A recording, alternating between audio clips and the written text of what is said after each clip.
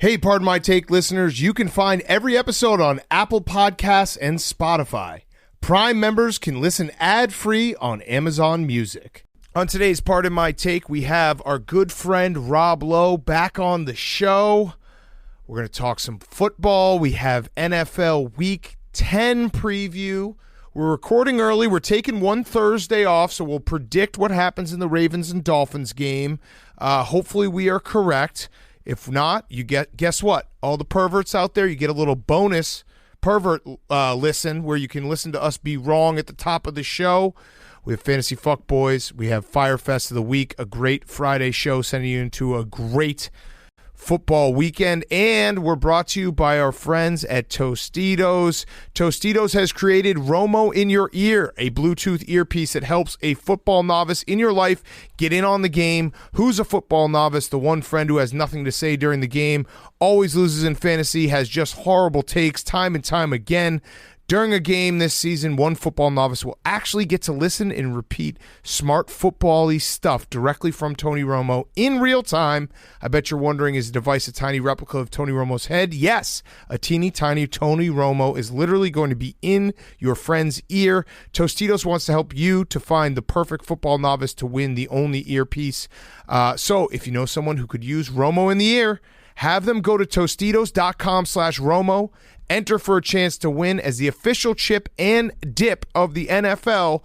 Tostitos is helping one football novice get in the game. Go to Tostitos.com/Romo and enter for a chance to win. Also, just eat Tostitos because they are the greatest chip of all time. Tostitos.com/Romo. We love Tostitos. You love Tostitos. Go right now. Tostitos.com/Romo to become eligible for a great prize from our good friends and new presenting sponsor at Tostitos. Okay, let's go. Now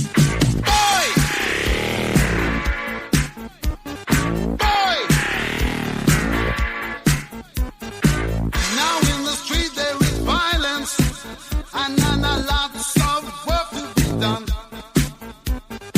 No place to hang out or washing, and I can't blame all on the sun. Oh no, we're gonna rock down to Electric Avenue, and then we'll take it higher. Oh, we're gonna rock down to Electric It's Pardon My Take, presented by Barstool Sports. Welcome to Pardon My Take, presented by Tostitos. Tostitos, the greatest chip of all time. Go right now to Tostitos.com/Romo, Tostitos.com/Romo, and check them out. Today is Friday, November 12th, and the Baltimore Ravens just demolished the Miami Dolphins. Oh, no, I disagree, Big Cat. Uh-oh. Dogs are barking. So we're recording early. We're taking one Thursday night off, long football season. We thought this would be the perfect time. So if we're wrong, guess what? You get to listen to us be wrong early, because usually we're wrong on all of our Sunday predictions, so the perverts have to go listen to it after. Mm-hmm. You get the bonus, we're wrong, before the weekend even starts. I just can't see in any world how the Dolphins win this game. Well, listen, Big Cat, this is next level thinking on my part, because this is what they try to do to you on daytime television. I'm trying to go viral with this, so start the clip right now. I'm telling you right now, the Miami Dolphins are ready to play some football tonight. Mm-hmm. The Baltimore Ravens are in big trouble. Tua's coming back. He's going to make the throws. He's going to expose you for being the hater that you are. Is Tua back? He might be. His finger. We're on finger watch right now. Okay. I've got a very close eye all over his finger. He's going to come back tonight. He's going to throw 4 touchdowns. The Miami Dolphins are going to win outright. Yes, you heard me. They're going to win outright tonight. Okay, so Tua back. Played a great game. I'm not a hater of Tua anymore because I've been gaslit to like him. Mm-hmm. I actually met a Dolphins fan on the street last week, and he just started spouting Tua facts into my ear. So I'm getting it from everywhere. Yeah, no, actually what's going to happen is the Ravens are going to win by 20. But they're also going to be down for a minute because they've been down in every single game. They might be down in the first quarter, but that's what the Ravens do this year. They fall behind to bad teams, so they're able to actually come back against them. And so that's what Harbaugh do. Harbaugh's going to go for it on every fourth down tonight. Yep. Yes, every fourth down. This is one where you can really pad your stats, too, if you're the Ravens. I are we saying maybe after tonight that Lamar Jackson MVP campaign is back on? Yeah, it's definitely back on. Because he is. We did bury the narrative last week of Lamar Jackson not being able to come back in a game. That has been officially buried.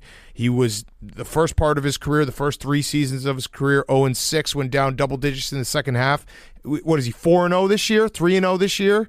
Coming back from double digits. He can do it all. He is taking the step to, dare I say it, elite quarterbacking. In Baltimore, it's kind of a tradition. Let's quickly do your top 5 quarterbacks as of right now. Hopefully Lamar plays well. As of today, I'm going to put Lamar number 2. Oh. I'm going to save number 1 for the end. Lamar is number 2. That's spicy. Kyler Murray's number 3. Okay. I'm going to go with...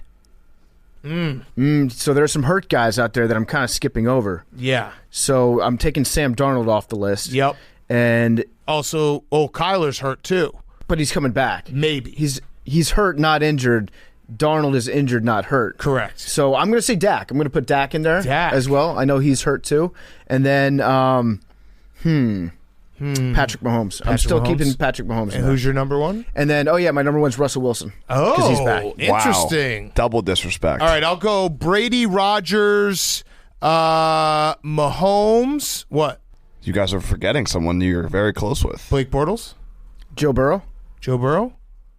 Big Ben? Justin Fields? Who are we forgetting? Taylor Heineke. Are you trolling? You guys are trolling. Mike White? Joe Flacco.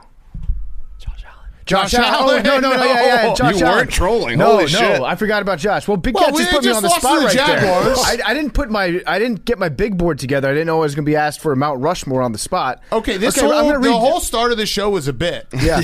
I thought you were until I saw Big Cat's eyes light up. I'm going to read your lines. I did it. Listen, I gave it to PFT off the cuff. I gave it to myself off the cuff. I don't have anything planned. There's nothing written down here. All right, Josh Allen 1. Josh Allen 1. Blake Bortles 2. Also number 1. Jared. Joe Burrow 3. Joe Burrow also number 1. Jared Goff 4. Yep. Tom Brady, that's fine. 5. No, Russell Future Wilson. recurring guest. Russell Wilson 5. In my Russell dreams. Wilson 5. If he throws a touchdown to DK and DK does the Lambeau League. I do think, and we're going to get to all the games, I do think Russell Wilson will, everyone will be like, "Ooh, I forgot about Russell Wilson" after this weekend. I'm going big trust tonight, and then I'm going big Russ Sunday. There we go. No, that's what I'm saying. Like after Sunday, everyone's going to say, "Oh, we forgot about Russell Not Wilson." us. Yeah, not We're us. remembering Russ ahead of Right time. now. Did we stop saying trust, by the way? I think so. Trust? Because Mark Ingram's not on the team anymore, right? But it's still trust. Right, but I think that it kind of broke up the trust. I think we bring back trust. We also have other quarterbacking news. The Carolina Panthers have signed Cam Newton. Now, everything's obviously hindsight is 2020, but it is very funny that the Carolina Panthers walked away from Cam Newton, signed Teddy Bridgewater,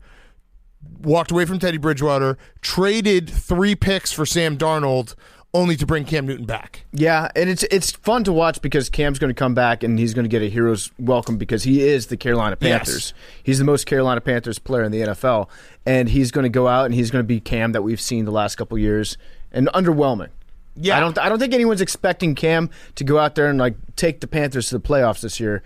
We're just excited to see Cam in those colors again because it felt weird when he was a Patriot. And for Cam Newton's sake, if you're not going to be a top-tier quarterback anymore, which I think we can all agree he isn't, because whether it be injuries, age, whatever it may be, you might as well go back to where it all started to do the whole thing and have everyone embrace you. It also, his time away, I want to hammer it again. The only thing that I should be remembered for when I die in 5 years, because football is killing me, is that there should be a rule that every school can bring back one alumni to come and play in that given season if they're not playing professional football, because Cam Newton getting cut by the Patriots and then playing this entire season for Auburn would have been electric. Yeah, he's the best college football player of all time. Yeah, I agree. I actually agree. Mm-hmm. Reggie Bush up there. There's a lot of guys up there. Tebow. Cam Newton, though. Reggie Bush didn't get a he doesn't didn't have play. a Heisman. No, Reggie Bush did not play college football. It is crazy to look back at Cam Newton's season and also realize the guys that he played with.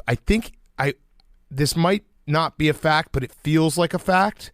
I think he had one other guy on his offense make a practice squad. I think so. I think that was it. Or I think There was it might have not- been a running back that he It played wasn't with. like these teams that are loaded. That no disrespect to Alabama, who's had some incredible teams. LSU when they won their national championship, those teams had top to bottom first round picks, second round picks, like all over the place. We saw it. Nick Saban basically broke the record with every guy going in the first round of that recruiting class. Cam Newton's Auburn team, he was doing it himself. Cam had a pretty good defense that year, but the offense stunk. Yeah. Stunk out loud. So, I wish he could go back and play at Auburn, but I'll take the Carolina Panthers instead. Yeah, so I'm going to be happy to see Cam out there wearing with the silver, blue, and black for Yes. the Panthers this week. Yes. And it feels like, I don't know. I don't know how injury prone he is right now, but it Probably seems very. probably very. But I would like to see Cam move to tight end. I still think that Cam would be an awesome tight end right now. I like that. He's big enough. He's strong enough still. He's fast enough to get the job done as a tight end. At the very least, put Cam in on defense at the end of games like you used to defend the Hail Mary. Mm-hmm. That is one thing he can still do. All right, so before we get to all the picks and talk about the entire NFL Sunday slate, what are you going to say? We should also congratulate Big Cat for his game of the year. No, don't do that. You're such a jerk. Oh, well, you have to talk about it. It's the same thing. If we're I talking, was going to do it on my Fyre Fest. Okay, I'm sorry. We'll get to it. That was mean what you just We did. had. I assumed. I didn't know you were going to talk about it. Of Fire course Fest. I was gonna talk assumed about since it. it's this is we're recording after the games. Yeah, In no, theory, I know, and you only have one. congratulating me You only there. have one game of the year. Well, you don't know when my fiscal year starts. True. So if I lose this one, I could have another game of the year on Saturday. Fair. I'm sorry. Big Cat, I this was the apologize. first game of the year that he's had in 12 months. Yeah, I have rollover years. So, but my gambling calendar starts on November 13th. What's today's date? It's November 11th right Oh, now. 11th. okay, perfect. Happy Yeah. Veterans Day, Bill. Yes, Billy. No, before we get to the weekend preview. Breaking news. Breaking news.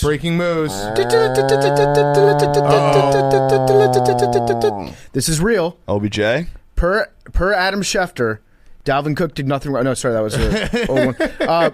Former Browns wide receiver Odell Beckham is finalizing a deal with the Los Angeles Rams, per sources. Wow, the Rams. Way. Yes, way, Billy. No way. Billy's Do you shocked. think that- Why is that a no way? Now, do you I feel think- like it's the Rams, the Bucks. Those are the two teams, and the Packers, the ones where you could definitely see Odell Oh Beckham no, going. Rappaport just got fucking owned. What happened? Did. Yeah, a minute ago he said dwindling down between Rams and Packers, and then Schefter, 40 seconds later, says Rams. What if Schefter's just taking like a 50-50 shot at it? He's like, yeah. okay, Rap's saying it's one of these two. Fuck it, I'm just going to shoot from the hip. Two questions right off the bat. Do you think the Rams gave up picks just out of habit? Being like, we know that we can sign him as a free agent, but someone please take a pick for this. No, what Sean McVay did was he put 2 first-round picks in free parking spot in the middle, so the next team that lands on that gets them. Yes, and then in terms of the fit, who the fuck knows? I tend to think that Sean McVay is good enough in terms of offensive scheme that he'll figure out a way to make Odell Beckham flourish for the Rams. But now the Rams are dangerous. Well, they probably were already there, but they're dangerously close to the super team tag, and that never works out. Well, it's super team tag, yes, but I think we're yet to approach the super team tag. It's when somebody on the team acknowledges the fact, like, yeah, this is the dream team. Yes, shout out Nnamdi. Yeah, Nnamdi Asamoah and Vince Young, I think, And said Vince that. Young. But Shout out the Sports Illustrated Steve Nash Dwight Howard cover. Are we having Yeah. fun yet for the Lakers? when your backup quarterback is the one that says this is a dream team, that's when you know you're deeply fucked. But Yes. in this one, I think it's more along the lines of like the Rams are confirmed all in. Oh, they've been all in. Now they're confirmed. The Now Rams, now they are more in than they've ever been in their life. the Rams are They're balls addicted deep. to just going all in. They just want. I think Les Snead gets off on people just tweeting, "Oh, damn!" So the Rams are all in. Yeah, no, the Rams, they've been soaking for the last 2 years. They've just been staying in. They got Matt Stafford Yep, all in. all in. Von Miller all All in. in. They just got I mean- Odell Beckham all in. Was it Fowler a couple years ago? Yeah, all in. Jalen Ramsey, all in. Leonard Floyd all in. All in. They're just going all in. All the Deshaun time. Jackson, all all in. in. Yes, it's all in. They're all so the in time. right now. They just go in. This is probably going to be a disaster, right? I think he's going to look sweet when they wear the blue helmets. Do you think Odell Beckham's going to show up to breakfast with Matt Stafford and Cooper Kupp? Because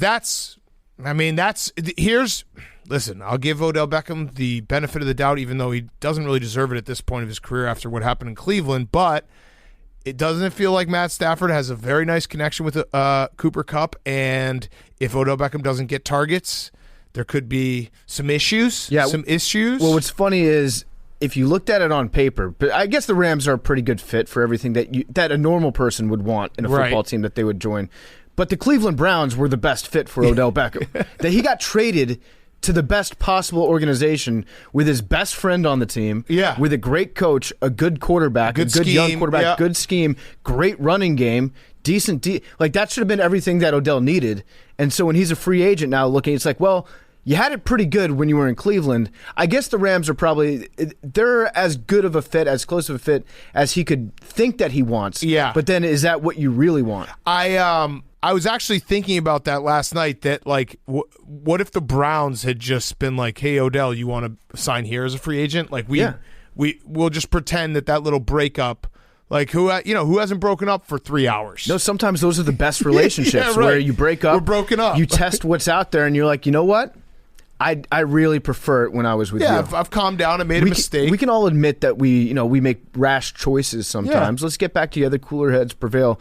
But yeah, I like it. I like the fit. I think it's not bad. Why not? It's going to be fun to watch. The Rams, they have to. Poor Chargers, like they just keep getting cucked by the Rams in terms of star power, and just I don't know how anyone in LA would choose the Chargers, especially because if they're San Diego's team. But there is a lot of star power on the Rams, and there's going to be. LeBron. Do you think LeBron has his fingers all over this? He freed Odell to his city. Good point. Yeah, I think from his city to his city. You know what?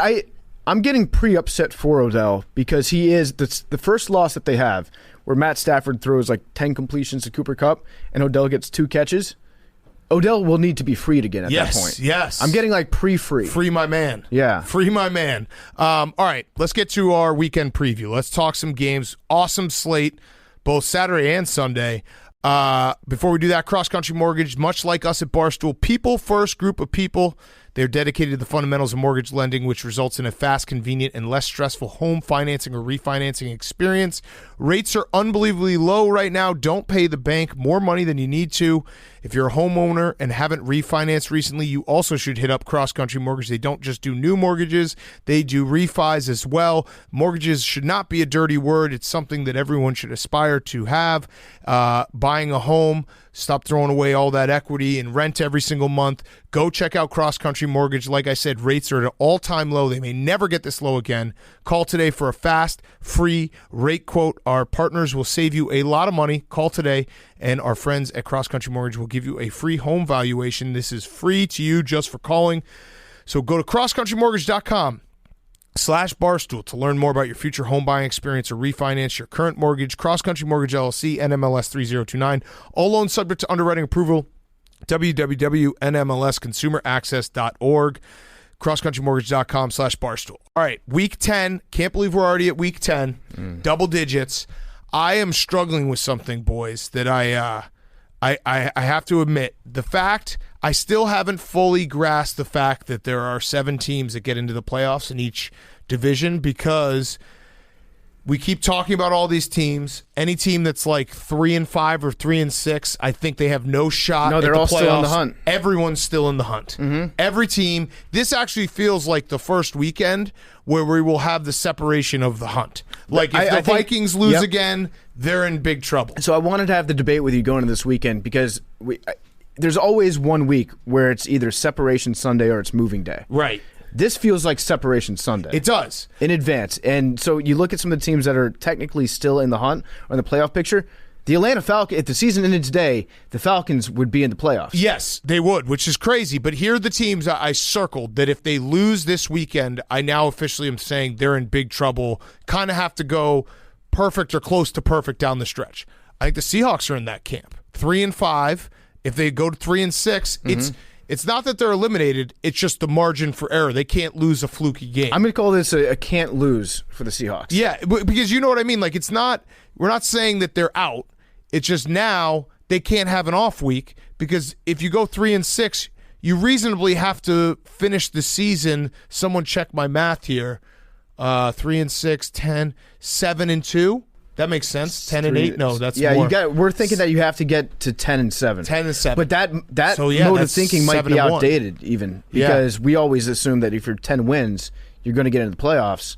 But with 17 games, it's almost like you almost need 10.5. You need 10 wins and a tie. It's true. So Seahawks are on that list. Eagles are on that list. Vikings are on that list. I'm going to scratch the Eagles off right now. I mean, if they win, though, they're back in But it. you know that smell? The Eagles have a smell. You can sniff each team. Give me one sniff. Oh, more breaking moves. More breaking moves. My game of the year one. We got a source off right now. Oh, no. Okay. Josina Anderson and Kim Jones, who Rapport quoted in his thing, just said, Odell Beckham Jr., this is Josina Anderson, Odell Beckham Jr. just told me he's still on the fence with his decision as of this minute. And Kim Jones said, Odell Beckham Jr. tells me he's on the fence between Rams and Packers. This was 2 minutes ago. Whoa. Oh, shit. So Odell has not. We'll keep you All right. updated as the show goes along, but... Well, Wow. here's Scoop off. Here's another scoop. This one is from Adam Schefter. He rephrased his tweet. Oh, that scumbag. Yeah. He did. He did what you He said. did. He just sent it. He said OBJ expected to be an LA Ram. Huh. You can't go from finalizing to expecting. Well, no, Adam Schefter didn't lie then because he said former Browns wide receiver is finalizing. So according to Adam Schefter, that brilliant son of a bitch, Adam Schefter was using words that would indicate that he has signed with the Rams, but also telling us it's not done yet. So he just planted his flag out there. He can't be wrong. Wow. I hope he goes to the Packers and blows that whole thing up. I hope he goes to the Saints. Wow. Very funny that he was actually considering the Saints. Oh, my God. This is source off. Official source off. Yeah, and then Sean McVay said we're focused on the 49ers. Interesting. All right, back to it. So, yeah, Separation Sunday. There's some teams that we could probably break out the done chain and start crossing a bunch of teams off after this weekend if they lose games. I think if the Chiefs lose, I'm taking the done chain out. Oh, wow. I'm thinking about throwing it on the Chiefs. Oh, wow. That seems slightly premature, but you know what? If the Chiefs lose, whatever. I'm done thinking the Chiefs are just going to flip the switch and become the Chiefs of 2 years ago. Yeah. Let's do our picks, though. Favorites. Let's start with favorites. What's the updated standings? I went 4-0. I jumped from last to second, which doesn't really mean anything in this contest. Hank and Liam 2-2. The rest of you 1-3. So right now Hank is in first, up a game and a half. Big Cat, you and I are tied. 19-17. PFT and Billy at 18-18. Liam at 17-19. All right, here we go. Rock, paper, scissors, shoot. Rock, paper, scissors, shoot. Rock, paper, scissors, shoot. I won. So you're going on the I'm trip with going Liam, for second place. I'm starting to get nervous. about Halfway this there. trip. I'll just say it. I'm starting to get a little nervous. I'm getting very nervous about it. If I lose, just so anyone here in this room has to go with me, we're gonna be leaving like Friday at midnight. Can I just say drive right something? through. The United States is too big. This country's too big. It shouldn't take that long to cross anything It's in a crazy. car. It's crazy. It's crazy. It is crazy. All right, Billy, are you trying to win or lose this week? I'm actually going back to my 50-50 Okay, good. mentality. Yeah, that's more you. I Because- didn't like the try to win strategy. Trying to win didn't really work, so I'm just going to go back to 50-50. Perfect. Hank, start us off. Favorite. My favorite this week is the Patriots. Ooh. Okay. This is going to be a good game. It's going to be a great game. Hopefully a blowout for the Patriots. Nick Chubb, unsure if he'll play or not. Don't know how much of a factor that is. We talked about Derrick Henry being a huge, point spread differentiator with the Rams game. That didn't matter at all. Mm-hmm. So I don't know if this will matter, but this is kind of just, as I've said the whole season, last week was going to decide how I feel about the rest of the season. They won. I'm now in soupy mode, so if they're going to go to the soupy, they got to win this game convincingly. Do you think Myles Garrett, knowing his history of assault, will try to stand in solidarity with his defensive lineman brothers and put a little extra mustard on Mac Jones. Yeah, I mean, I hope the refs are up to it. What that guy said was pretty scummy. He said, "Good luck to all my hunting brothers" or whatever. Wait, that was the scummy part of it? He said it's open season. There wasn't a clear, definitive angle that I saw of it being a tough look. It was Mac-Man Jones. It was a dirty play. He grabbed his ankle and then he twisted. He did a gator roll to it. There was all the angles. All the angles were covered. There was nothing slow-mo or definitive. Billy wants to. No. It's not a gator roll. The bro. the It's gator crocodile roll. The gator roll was like a totally dirty thing you'd see in college, where guys in piles would grab a guy's leg and then literally roll. Yeah, but Mac Jones didn't gator roll. he did like He a just- baby gator. What he did was like He was in holding him. Pop Warner. It was a gator learning how to roll. It's like when a guy gets run over in Pop Warner and just tries to hold on. No, it was a quarterback attempting a gator roll. Right, he's too didn't young to sting. know what He's a true too gator young, roll is. Maybe too weak. He's never done it before. Yeah. Wasn't a gator He'll learn roll. how to gator roll. Yeah, he will. No, It's- I think Myles Garrett is going to put some extra stink on it. Yep. He's going to hit him. Okay. Good pick. Thank you. Great pick, Hank. Thank you. It's 2.5. 2.5. We're on the record. Patriots 2.5 against the Browns. I like that pick. Is that your pick? It's not, but Okay. I was Thank God. thinking about doing that. So The only thing I would be nervous about, Hank, is like I there's a part of me that thinks the Browns might just be the best team in the NFL now that Odell Beckham's gone. Yeah, I mean that's don't- valid. Like if they just become incredible and it was all because of Odell Beckham, it does feel like the vibes are great right now in Cleveland after he left. I also think I to do- what you were saying earlier too, with the schedule and this week being so important. Like if the Patriots lose this game, like everyone's gonna. It's everything that people have been saying the last 2 weeks is going to go out the window. Yeah, they're going to be like but- the Patriots suck again. no, Belichick That's is how. I mean, the NFL obviously we're a contributing factor to this, but it's kind of crazy how It's why it's week the to best week, league yeah. because every single Sunday matters. and Belichick is starting to feel himself. First, you had the halter top and the one pant leg rolled up last week. that and was this by week, design, by the way. That was not a cutoff. What do you mean? It was a two-toned. Oh yeah, sweatshirt. I know, Yeah. I know, but it Oh. still looked hilarious. it looks like a bra. yeah, You got to got be careful if you have breasts like I do. You got to be careful whenever there's a two-tone in the midsection. Mm-hmm. Looks like a sports But bra. he's starting to feel himself not just with that, but also he's getting into that time of year where he's willing to go off on weird tangents with reporters. Yep. He was talking about how pressures are more important than sacks this week, which is true. As a football guy, we know that. Brandon Staley brought it up to us. But Belichick went off. If you ask him the right question, get him going, he'll talk for like 5 minutes nonstop without taking a breath. Yes. And that's when you know that Belichick is really feeling himself. Because if he's not happy with how things are going, he's just going to do the one-word answers and move on. Yep. So I love the Patriots this weekend. Oh wow, Love them. love them. But I'm not taking them in my but picks. you do love them. Yeah. All right, Bubba. I'm gonna go with the Bills -12. Ooh, It's a lot of come points. back. Yeah, I just feel like last week was kind of a aberration, Yep. Yeah. and number one quarterback in the league, Josh according Allen, to Pam. Unanimous according to us. number one quarterback. Unanimous. Never forgotten. My favorite, I'm going to go with the Dallas Cowboys. Same. Going with the Cowboys. Now, here's a trend that I saw. Somebody sent this to me. I think some people on TikTok cracked the code. I'm surprised Billy hasn't actually brought this to the table just yet. But betting this year, it's smart to bet on teams that didn't cover the previous week when they're playing against teams that did cover the previous week. So in 2021, those teams are 39-14-1, which that's a pretty lopsided Yes, it difference. is. Yep. I like the Cowboys -9.5. Feel like Dak he's got that injury that's going to just it's going to get better every week. It's not like a long-term thing where it's going to impact his stability for the rest of the season. It's just one that he's going to work through and get better at. Yeah, and I'm taking the Cowboys as well. Falcons, nice win last week.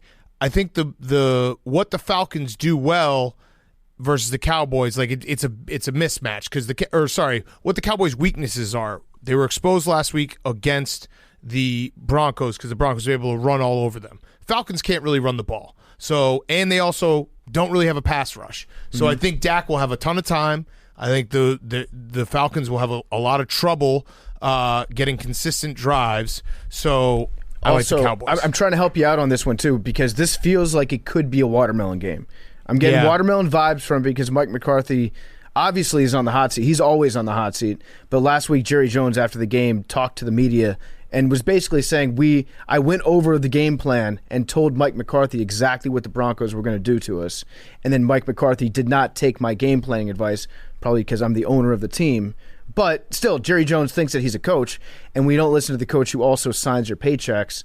Then you're on the hot seat. McCarthy needs a performance.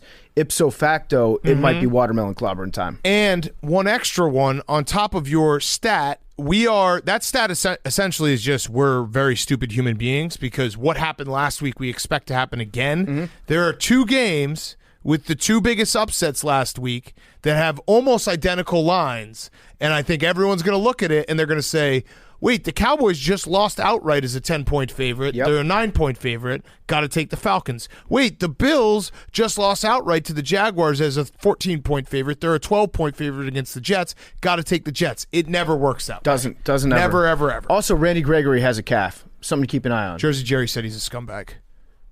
But that's personal, so I don't know. I also have the Cowboys, and the line's actually 8.5 now. Oh, okay, so great. So I like it even better. So now we all 3 have the Cowboys. Could be a bad sign. That's a very bad sign. Yeah. Jake, do you have the Cowboys? I do not, but I also have a team that's favored by 8.5 in the form of the Pittsburgh Steelers against the Lions. I think we can get Billy's clowning in this game. I don't know, Jake.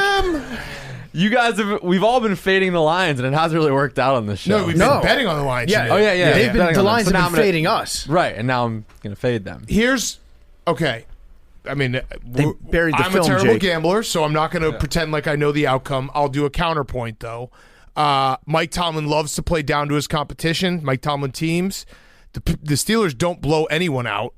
The Lions are coming off a bye, and Dan Campbell buried the game film. Yeah, the buried game film, that's a big point here. So I think you're underestimating the fact that he took the actual game film and then put it into the earth. So the Steelers have won games by 7, by 8, by 3, by 5, by 2. So they have not covered this spread. If they were favored by this, all right. Listen, again, very bad gambler. Yeah. So everything I say, who cares? But at least for discussion, I think the Lions might be an okay bet. You got to. That's a hold your nose and bet it. I might sprinkle the money line on the Lions, and I might do it for the rest of the year until they win a game. Because every time they lose, hopefully their odds the next week will go way, way up as an underdog. Yep. So eventually, if you keep betting the Lions money line, you're guaranteed to win unless they don't win a game. Yes. Which is very likely. Hank, you're underdog. You love them all. I do love them all, always, as always. But we just talked about this game. Been saying it for 2 weeks. Lions. Lions. Straight up money line. Yep. Give them to me Every all. which way. Every which way. Every which way. I feel like Mike Tomlin respects Dan Campbell because the way that Dan Campbell speaks is like a first grade translation of what Mike Tomlin says when he speaks. Just makes it like a little bit easier if you don't have the vocabulary necessary to interpret Mike-isms. Yeah, they're going to have a very hearty handshake at midfield before the game. For sure. Absolutely. Okay, Lions. Bubba. I'm taking the Eagles plus 2.5. Ooh. Whoa. Okay. Yeah, I just don't think the Broncos are that good. Yeah. And last week they looked really good. So I don't know what to make of the Eagles at this point because they did play the Chargers well, but who the fuck knows? Yep, I don't mind that one, Bubba. That's another one of those games that follows the trend of we're idiots with extremely short-term memories. Right, and the Broncos coming off a huge win. Big but win. Throw in the fact that similar to Cleveland Browns with Odell, maybe Von Miller not asking everyone for money makes the Broncos just a good team now. The human element. I'm going to go with the Saints plus 3 at the Titans. And this is my it doesn't make any sense game of the week. Okay. I don't want to bet on the Saints, but the fact that I don't want to bet on them so hard makes me want to bet on them harder. And I think a lot of people are trying to time the Titans because they are the most disrespected team in the NFL, in my opinion. I don't hate the bet. I just think that this is one where we talked about it a little bit on Sunday night where Sean Payton needs to get into his bag. Yeah. And he needs to do some weird shit. And I think that he respects Mike Vrabel. I think they're kind of like bros as far as coaches go. Like Vrabel is an honorary Parcells guy, I think. If Parcells had coached with Mike Vrabel, they would have gotten along swimmingly. Yes. 2.5. 2.5. 2.5 at change. Okay, so Saints. That's probably Alvin Kamara playing because I know he was iffy for a little bit there. Saints plus 2.5 at the Titans. Just a quick update here on the OBJ saga. Schefter's just going on a rampage now. Oh, no. Is he trying to bury his tweet? No. He's tripling, quadrupling down, saying Monday Night Football, Rams at Niners, Odell Beckham Jr., Cooper Kupp, Robert Woods. So he's saying that this is happening. Okay, so he's doing it. He's put his name on it. And it's been confirmed by LeBron James. Really? As well, yeah. LBJ just weighed in. I'm telling you, LeBron got freed OBJ to L.A. LeBron says, welcome to L.A., my brother, at OBJ. It's go time. We freed him. Also, the Rams official website tweeted a press release and deleted it. Oh. But they signed Plot them. thickens. Wow. All right. Okay. So I'm going to assume he's a Ram. He's a Ram. Yes. All right. My underdog, I love my underdog. It's a gross one. I like the Panthers plus 10.5 against the Cardinals. Kyler Murray probably will play, but he also is maybe a little injured. I don't know. If it's Colt McCoy is very good for that one start. Who knows what he is the second start. I just think this is Cardinals off of an emotional big win with all their backups in San Francisco. Panthers look terrible against the Patriots. Sam Darnold is out, which is a plus for the Panthers in my opinion. 10.5. Give it to me. I like it. Yeah, I like it a lot. Give it to me. I think Cam's going to look sick out in Arizona. Is he actually playing?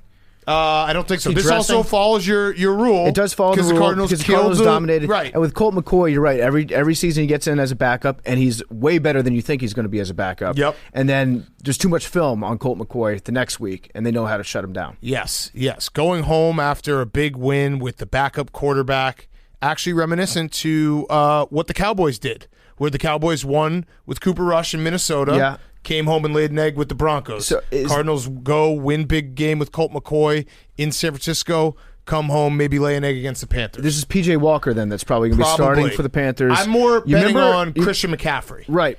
You remember a couple years ago when Kyle Allen, Yes. I think he went to Arizona. It was the battle of Kyle versus Kyler. Yes. And the Panthers went out west and beat the Cardinals in Arizona. I'm pretty sure that's how it happened. We're due for a weird late backup. afternoon Cardinals game, too. Oh, yes, we are. We're like, wait, what's going on? Because, the 405s, fuck the 405. Stop doing 405. Have everything be 425 so the gamblers have time to get their picks in.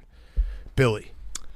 My underdog's Jess plus 12. Mike White. Never saw that coming. Well, this one, I'm going back to my 50-50, but guess what Mike White said today? What'd he say? He said, if you ask me, I should have been a first overall pick. Whoa. Yeah, so. Doesn't hurt for confidence. I like it. Yeah, But daggers. It's still should Mike White. Should we throw in, the fantasy football guy? That's just bad value? Yeah. Because, even if he ends up being, Tom Brady should have been the first overall pick, but that's technically bad value because you could get him in the 6th round. True. Mike White should have Just be said, the actually guy. I should have been the first overall pick in the round I was drafted in. Yes. That would have been good value. That was kind of a shot at Zach Wilson, though. Yeah.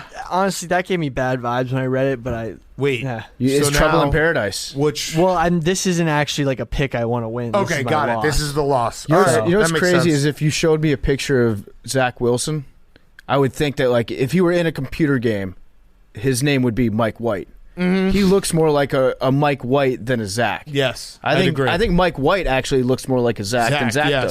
does. Name swap it. Freaky Friday. Maybe they Freaky Friday'd their skills too. Mm-hmm. All right, Jake. So bad vibes for the Jets. You're losing this game. You're trying to lose this game. Got it.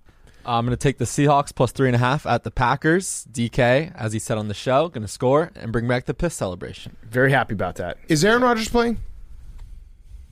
There's been a much debated topic around these hallways that the line does not reflect that he's playing. If he's not in I prison. think it depends still. He still has to get tested closer to the game. Got it. So we could be seeing Blake dressing. And Again. I think, Do you I really, actually have no idea. If you're the Packers, do you roll the dice on Jordan Love again? I don't know. Because Give the people what they want. Give them Blake. breaking news. Chris Long just tweeted, I'm hearing Odell to the Rams. Oh, but he's Whoa. probably stoned off his ass. Yeah. So we can't. Is we he can't hearing give that any because credit. he read the tweet? I'm just reporting. Okay. Russillo's definitely going to report it in 40 minutes.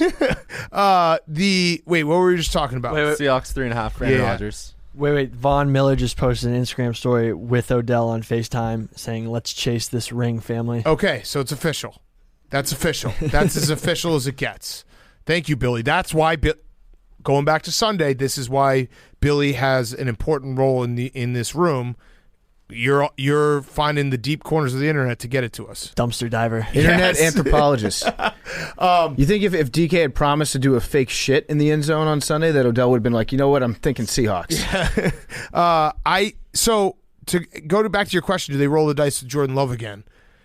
It does feel the 1 seed is very, very important, but the Packers always lose the NFC Championship game in Lambeau, so maybe they're trying not to get the 1 seed. I don't know. I still remember when I was growing up, every announcer would just be like, nobody wins in Lambeau in January.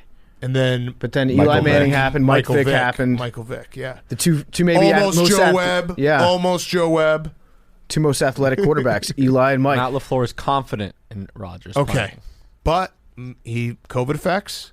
Yeah. Who knows? So this line is probably saying he's going to play, right? Maybe it ends up at 4.5, but 3.5, you're locking it in. Okay. I've got Return of the Seahawks. I've got my tinfoil hat. I've got my ivermectin skin patch on about how the NFL has dealt with this whole Aaron Rodgers thing. Pretty sure that the NFL, according to their own rules, should have suspended Aaron Rodgers. Yes. Yeah. Should have fined him. Yeah. And they're covering up the fact that he just ignored all the protocols because he's Aaron Rodgers and the rules don't apply to him. Yeah. And they're like, you know what? We could have Aaron Rodgers sit out for multiple weeks, but I really like ratings. Imagine if that happened to the Patriots. Tom Brady gets that call. Again, you said it, not me, but just seriously, imagine. You should be championing Mike Florio. Mike Florio is going to I'm lose always his championing Mike goddamn Florio. mind. I appreciate he's doing it because I side with him on this, that Aaron Rodgers should be in jail. I mean, the CeeDee Lamb tweet, you saw that one? What? It's like CeeDee Lamb got fined $20,000 for not tucking his shirt in. Aaron Rodgers got fined $14,000 for lying to the NFL for like 7 months. That's like And a possibly wired killing version of the old hundreds Ray of Rice people. tweet. Yeah. Yeah, Ray Rice, 2-game suspension. O.J. Simpson, still free. Yep. Still eligible for the Hall of Fame. All right. You're over, Hank. My over is the Bills-Jets. You can just black out the Jets part of it. The Patriots scored 54 on the Jets when they played them. The Bills should be able to do this on their own if they're as good as people say they are. Mr. INT. I like it. Josh Allen, number 1 quarterback. The over-under for the game is 47.5. So You have a lot of room to spare with the Bills scoring 54. yeah, Easy. right. Easy. Okay, Bubba, you're over. I'm doing Pats Browns over 45. Ooh. Just seems pretty low. Also my over. Okay. Done. PFT. My over, I'm going to go Seahawks-Packers. Ooh. Seahawks-Packers, I think that there's going to be a points fest. Is Rodgers or no Rodgers factored into that? I'm in my data, I'm incorporating Aaron Rodgers. I just don't see the NFL living in a world where we're like, yeah, Aaron Rodgers is out again. The meteorologists who work at Barstool, Glenny Balls and Hannah, said there might be some snow flurries. Great. Love it. Love snow football. That's the best time Snow of year. definitely doesn't matter. Get the I fucking love cocaine memes going. Snow matters the other way. Remember that Lions-Eagles game when everyone bet the under and the over was so easy because no one could actually tackle or do anything? Well, that's different because that was a LaShawn McCoy snow game. Yeah. And he will go down in history as the best snow player of all time. Yes. All right, my over is Vikings-Chargers. We alluded to this game. The Vikings really need to win this game. I do think that given that the Chargers can't stop the run and the Vikings secondary – well, actually, no, their secondary's been okay at times, but their defense has been I think they were on the field for 80 plays or something last week. I think this is going to be a points fiesta over 53. Vikings, Chargers, low-key great helmet and uniform matchup. Yes. Yeah. No, this is a bounce-back game for the Chargers for sure. Yeah. Well, they won. It's a bounce-back game. Bounce back for the win. franchise, yes. From the win, yes. Okay, Billy, your over was also the Browns-Patriots. Jake, your over was Sunday night, Kansas City, Las Vegas, 51.5. Ooh, let's talk about that game real quick. I have given Hank orders, and I want everyone to hear this, that no matter what is said in the room on Sunday night in Hoboken, do not, under any circumstances, bet on the Chiefs. And I was thinking about this last night when I was watching Advisors and what I did to guarantee this, because we have made a pact after some tumultuous Sundays to not bet on opposite sides on Sunday night, just for the vibes' sake, for the sake of the podcast vibes. I already bet on the Raiders. Okay. So you can't. You're in. I'm in too, because I don't. The Chiefs, the problem with the Chiefs this year is that they're now, 2-7 against the spread, I want to say. If you think about them long enough, you can talk yourself into them being back. Which is why I just was like, Right. if we're going to do this, I'm going to do this now so that way Yes. I can't go against You myself. could I can't cash go out against and you. then Nope. just, Nope. Okay, nope. all right. But you could. On the Barstool Sportsbook app, you could cash out and then bet. Less money, though. Yeah, but you could do it. What about just taking the over and just riding or dying 51.5? could also Because do that. That I already way, bet on the Raiders, You're so. kind of betting on the Raiders, but you're also thinking. You allow yourself to think in the back of your head the Chiefs could go out and score 40. The Chiefs are, though, officially in the they have to prove it to me category before I believe that they are going to be the team that they have been in the past. Because we just watched, that Packers game, if Jordan Love was even average, the Packers would have won that game. Yeah, really bad. The Chiefs are really, really bad right now. Yeah. But I think I'm just going to take the 51.5 on that. I like that seems like stealing. That's Jake's over. Okay, you're under. Hank, do not let me bet the Chiefs on Sunday night. People, remind me, tweet me. Don't let me do it. This is the guy talking off of his Game of the Year win. I just realized I wrote this down. We've had like 25 minutes of conversation about it. But in my calculations, my statistics, my everything, I have Aaron Rodgers not playing. Russell Wilson is coming off an injury, so isn't going to be, 100%. I have my under as the Seahawks-Packers. Obviously, that goes against everything we just said, but I'm sticking with it. Okay. I like it. More Maybe so, snow. the Russell Wilson thing, got to consider. Like, is he, He's been Is taking he all the 100%? mental reps. Yeah. He has. He's game ready. We'll see.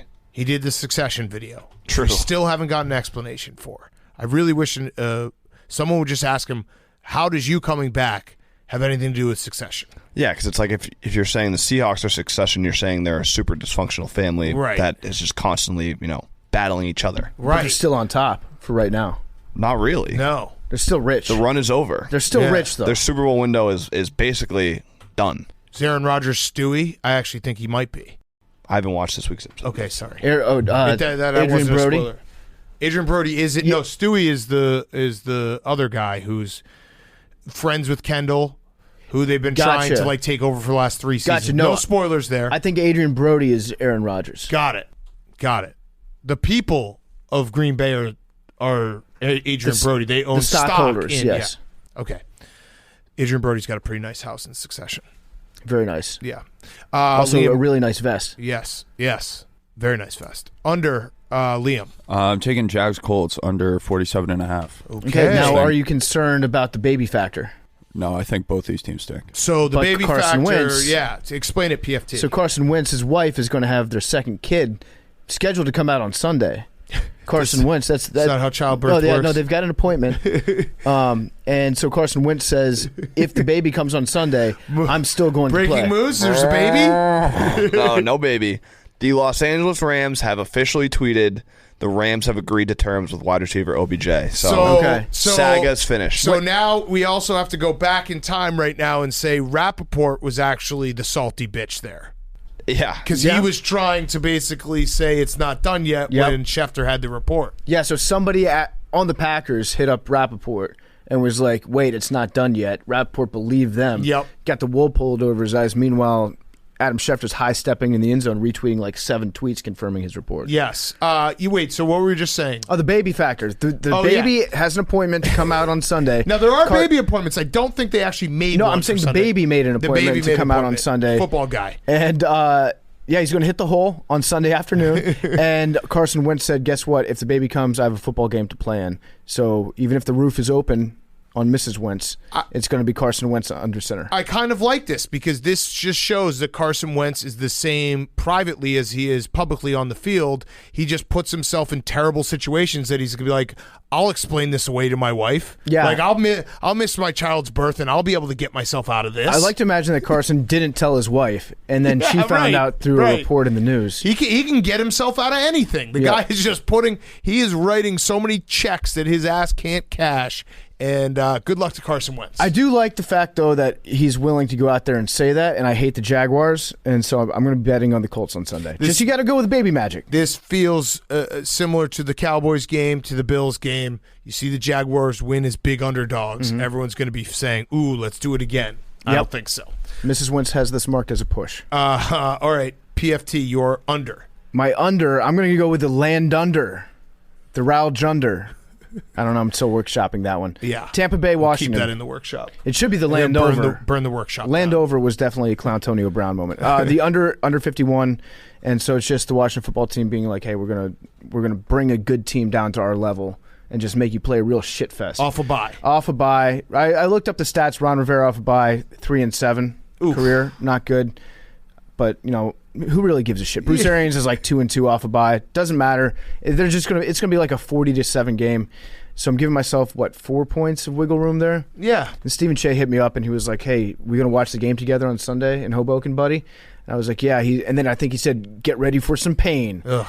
And I was like, "Steven, I think you don't understand the fact that you're the one that has to watch the Washington football team play this Sunday." Ugh. So yeah, not great for either one of us. No. Okay, my under. I'm going to take the Eagles-Broncos. Eagles-Broncos under 45.5.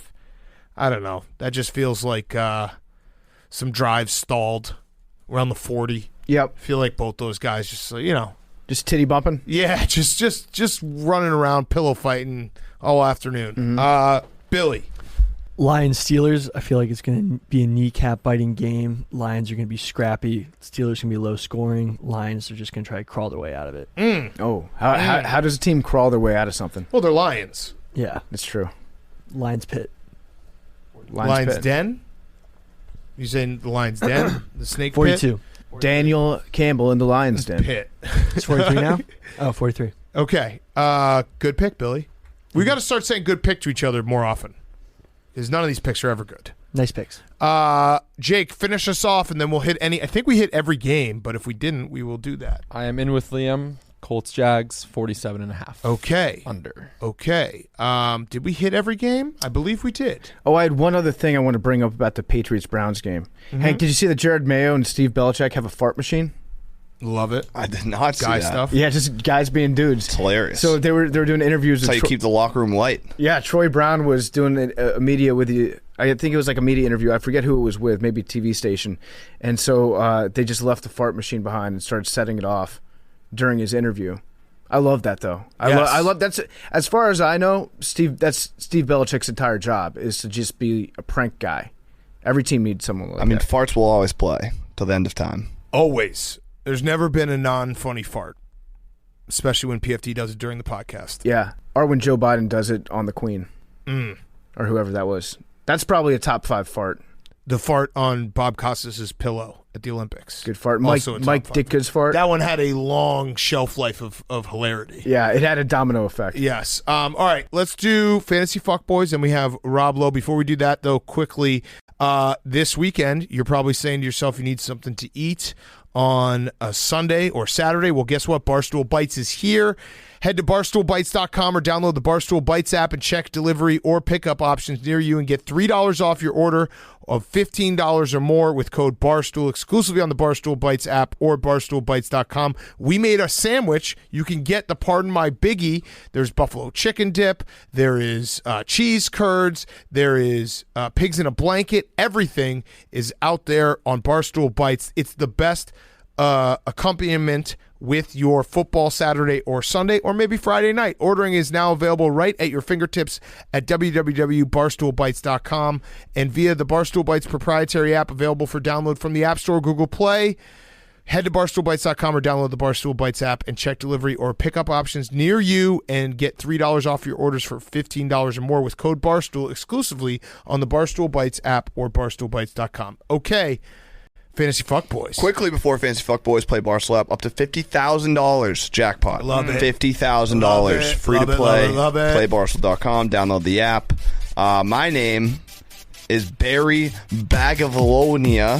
What's up, Barry? Barry Bag. Barry Bags. My stardom is the X-Men. Oh, shit. Xavier McDaniel? Yeah, no, the fucking action figure superheroes, dude. Fuck Wolverine. Yeah, they said they're going to come out with a new animated series, Disney Plus. Get excited. I fucking love Wolverine. Fucking loved Storm. Storm. Fun as fuck. Storm. Bonk. What's the other guy? Big What's the bonk. weird Big guy's bonk name in energy. the wheelchair? The Incredible Magneto? Professor Xavier. Incredible Hulk. Magneto. Magneto. Deadpool, although I don't think he's part of it. Whatever. X-Men, they're Spider-Man. back. Fuck yeah. Spider-Man, not the fucking X-Men, dude. Orange Rock guy. Orange Rock guy. The Beast. Thanos. That's fantastic. I don't know. I don't fucking know, Jim. My sit-em is Sacks. Sacks. CFT alluded to it earlier. Bill Belichick, our king, said it. Sacks are overrated. Pressure's more important. Fuck a sack. Get some pressure. There we go. Dime sacks. Yes. Pressure taps. And my sleeper is Jacoby Myers. Yeah. Yeah. He's finally going to score a touchdown? Finally going to score a touchdown. If he's on your bench, put him in. He's probably going to score, it's going to be like, once you get one, you get five. So That's look for right. him to score big, get some yards. Jacoby Myers, put him on your fucking active roster. Mr. TD, I fucking love it. What's up, dickbags? This is Tony Tostito. I'm first of all, I'd like to just say that I love Hidden Lime chips and they're fucking Hell fantastic. yeah. I Hell just yeah, eat Hidden baby. Limes with everything. I'm starting Jimmy Butler. Jimmy Butler, that's right, the last guy that you want. Pussy. Fuck you, Jimmy Oh, Butler's shit. a king, top 1 player in the NBA. Jerome Butler. He got fined due to attempting to escalate the situation and also for not snitching. So he said, that's HIPAA, Adam Silver, fuck off. Love Jimmy Butler. I'm sitting the University of Virginia. Fuck you. Today, PFT. The University of Oh, Virginia, shit. they fucking lost. They're built by a fraud, Thomas Jefferson, who just stole a bunch of other people's ideas and said, hey, it's me, Thomas Jefferson. And then they lost to Navy. At least they're in a The conference. troops. You son of a bitch, they lost to Navy. Fuck you. Respect the At troops. least they're in a conference. My sleeper, my sleeper is that the JMU Dukes who aren't in a conference. So it's fucking Feels sleep like them, you did have you your motherfucker. shit together here. I didn't have my sleeper just yet. Instead of that, I'm going to say that my sleeper this weekend is going to be Pat Fryermuth from the Pittsburgh Steelers. He's got a fun name to say. Vermouth. Love it. All right, what's up, guys? It's Angelo Giuseppio. My stardom is Frank Kaminsky. Frank the Tank, 31 points on Wednesday night. 31 points on Wednesday night in an In the G NBA League? game. In an NBA game. Suck my dick to all the haters. Frank the Tank is here to stay. He was like 12 for 18 shooting. Fuck yes, Frank the Tank. The enforcer. Hell yeah. My sit-em is Billy, because if Billy wants a seat today on Veterans Day, I'll give mine up for him. My sleeper is, shit. Sounds like My you were sleeper- very yeah, happy shit I together, wrote huh? down, well, here's how I'll tell it. Wow. In full disclosure, Mr. Unprepared. I wrote down Mahomes because I was going to say Mahomes is going to have a breakout game on Sunday. I'm going to bet the Chiefs, but I remembered myself that I got to bet the Raiders and not to bet the Chiefs. I'm already trying to talk myself into the Chiefs. So my real sleeper is Michigan football. If I lose my game of the year tonight, that's going to be my next game of the year. Jim Harbaugh finally winning a big game at Penn State. Oh, also, shout out Jake, because that alarm is for him to give me a reminder. Remember your laptop and your backpack. All right, thank you. What up? It's Gio Raganese. Gio. My Wait, start. Jake, set another reminder for like 20 minutes later. Perfect. My stardom is Timberland boots. It's Tim season, boys. Get your Tims out. You're There wearing you go, white Tool shoes, Timmy. though. You're wearing Yeah, but I'm going to bring sneakers. out my Tims tomorrow. Damn, Billy, back at it again Laces with or the no white shoes. laces? Laces, because we're getting new ones. Oh, My you're sit-em- getting new ones? I'm getting new ones. Oh, fuck. Shit. I'm going to scuff those up. My sit-em is Christmas music. People are whipping out Christmas music way too early this year. They're already playing Christmas music. It's not Thanksgiving yet. Don't play the Christmas Don't music. disrespect the Seven Fishes. Too Or you many. be sleeping with them. Yeah. Too many. And my sleeper is Jameson Crowder. So I got a feeling. Oh, yeah? Got a feeling. Hooked on a feeling? Got a feeling Then what? that Jameson Crowder is going to go off. Okay. That sounds like a lock. We got Jacoby Might Myers be. and Jamison Crowder and Patrick Mahomes all going off. Honestly, I think the Chiefs might clown him. Oh, what? I think the Chiefs Clown the might clown him. Raiders. We have to do everything we can to not bet the Chiefs on But- Sunday night. I think there's a I clown. wrote down Mahomes because I already- thought that he was going to be really good. This is anti-Italian discrimination against Rich Basicchia. He might start clowning. Because they're prone to clown other teams. Just saying. Okay. Just bet on the Raiders now with me. Okay. Okay. Okay. I will do it. The second I get to New Jersey the next time, which will be Sunday, I will. I'll bet on I'll him. do it. Same. I'll do it. I got you. Bro. All right. Let's get to our interview. Rob Lowe. Then we'll do Fyre Fest after that. Before we get to our interview, PFT, you had a quick word from one of our sponsors? Rob Lowe is going to be brought to you by our good friends over at Muggsy Jeans. Love Muggsy's. They are the only jeans that I wear. I'm actually wearing Muggsy jeans right now. Anybody else in this room wearing Muggsy jeans? Yes. I'm wearing always. mine. They're super stretchy. They're the best jeans that you can ever put on. Most comfortable jeans in the world. They've built with a proprietary stretch denim. The jeans look stylish, but they feel like you're wearing sweatpants. One Muggsy customer said, I used to hate jeans and now I don't. These jeans are literally changing people's lives, and Mugsies are the perfect gift for the friend or man in your life who could use a little comfort pick-me-up. The same dudes that brought us the world's most comfortable jeans are also your one-stop shop for chinos, shorts, tees, and hoodies. For a limited time, the entire store is 25% off for the early Black Friday shoppers. You do not want to miss this. Do your legs a favor. Head on over to MugsyJeans.com to pick up a pair of the most comfortable jeans we've ever worn. That's MugsyJeans.com. 25% off your entire order. And now, here's Rob Lowe. Okay, we now welcome on a very good friend of ours, recurring guest, Rob Lowe. He has the second season 2 of his podcast, literally, with Rob Lowe. It's coming out now, and new episodes are releasing now, which we just have to say, you made it, because a lot of times people want to do a podcast and they don't know the grind. You're now on season 2. You've interviewed a ton of people. It's a successful podcast. You deserve congratulations. How difficult is it to do a podcast, and tell us why we're the hardest working people in the world? You guys are. People don't. It's a grind. You don't get to take a week off or a day off. Particularly, people who do daily. I do one a week, and it's a lot. But I love it. It's everything I thought it would be. Because to have people, that I love and that people in the world are interested in on, and then get to really get down with them and do it in a way that you're not going to be able to do on any other show has been a blast. And I love that people are loving it and coming up to me on the street and going, I heard your interview with Matthew McConaughey, man. And it's very cool. Yeah. I don't like the fact that you haven't aged doing this podcast, because that was always our excuse for why we're looking so poor these days. So you tell me what you have sunglasses on in the studio right now. I do. So you really are you're worried about it, clearly. I'm very worried about it. I'm concerned. You want me to go raw dog? I'll take the glasses off, Rob. I have gray hair. Can I see what? So many gray hairs. So I'm dying. Here I am, Rob. Tell me my eyes are beautiful. I think your eyes are beautiful. There we go. I think you have beautiful. I'm under the sway of your eyes, but I also think that the sunglasses are very Jack Nicholson courtside, Detroit Pistons era. Okay. Yes. You know what I'm saying? What do you think ages you faster, doing a podcast or living through the 80s? Oh, living through the 80s, 100%. I mean, listen, those were the days when they told you cocaine was good for you. Yeah. It was good for you, and it was what successful people did. Yeah. Don't you know? Uh-huh. I was actually thinking about it. I think we've talked about this when you've been on before, but I think it was a 40-year anniversary of St. Elmo's. Was that recently? I believe it's coming up. I think it might be 30. 35? It probably was 30 when we did it. Yeah. Because I think, we're right around 35 because it's 1985, and I'm terrible with math. I do anything to avoid math That's at all right. costs. Either way, yes. I saw a picture in the Brat Pack, and I was just thinking, like, God damn it, if I could go back and be anyone, it might be like Rob Lowe in the 80s or a member of the Brat Pack in the 80s, because fame had to be so much more fun then than it is now, and all the things that come with fame in today's day. Dude, I mean, look, I am not one of those people that looks back on the glory days, because I actually have never been happier than I am right now or having more fun or any of that. But that said, if you and I could jump into a time machine to 1985, and I've thought about it, it's 85. It's not 84.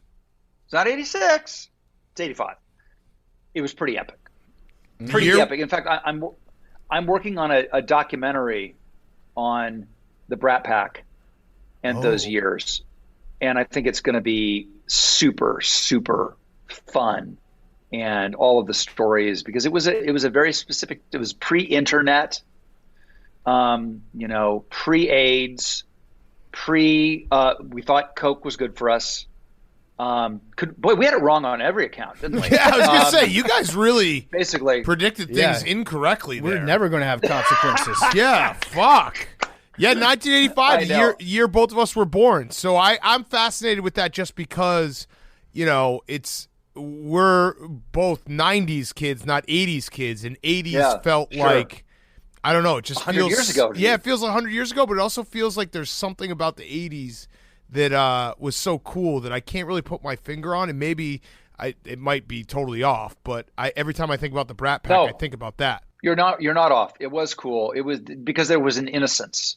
There was a harmlessness and an innocence, and people really truly just wanted, like Cyndi Lauper said, they just wanted to have fun, and it was a great time. I'm super, super glad. Like I was thinking, like, would there have been a better time to have been famous? And I'm like, nobody wants to be famous in 1930. Right. I don't think. I think the Roaring Or 20s, like right when Prohibition was a thing, you got the speakeasies, and no taxes. Yeah, and no taxes. But the problem, I've thought about this a lot too, because the problem with being famous, maybe before I'd say like 1970, is there were so few famous people that it's like no one.